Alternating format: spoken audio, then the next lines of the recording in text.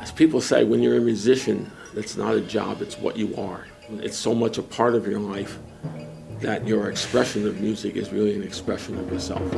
I always loved music as a child, and I saw even when my mom and dad were kind of in the last days, I really realized how important music was in those last days. Certainly it's a very personal thing for me, and I think for most people in a lot of different ways.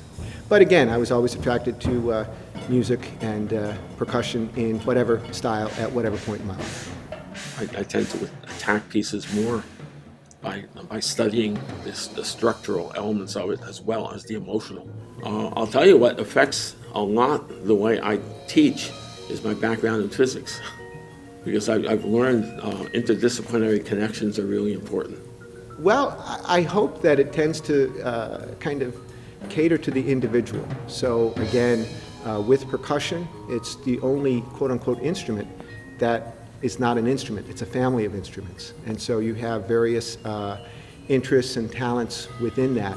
Percussion adds the seasoning for earlier music, adds color, adds a sense of rhythm.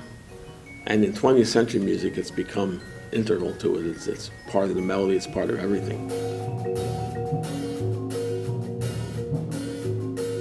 I've been with the organization for so many years. I think it's just over 30 years now.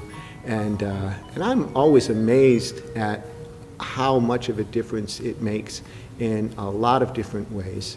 One would be obviously the people who've gone on professionally, but just as important, the people who didn't necessarily make it a career, but you recognize what an impact it's made in their life. And you really almost saw an equal or sometimes even greater impact because it was such a personal thing. So it didn't have to be professional, but it really touched them in a significant way. So that for me is just as important, if not more important than anything. The moment I'll never forget was, it goes way back to 1990. We did one movement of the Arcadia II, which is that David Maslanka piece in the Troy Music Hall. The house was full, and David Maslanka came to that performance. He had expressed privately that he didn't think a high school group could handle a piece as sophisticated as this. And when we finished the movement, the audience erupted a standing ovation, and he came on stage, and I could see his lips moving. I can't believe it. I never thought this was possible. And that was something I'll never forget. And Mark and I both thought, Mark is my colleague in the group, both thought, we're never going to have a group better than this.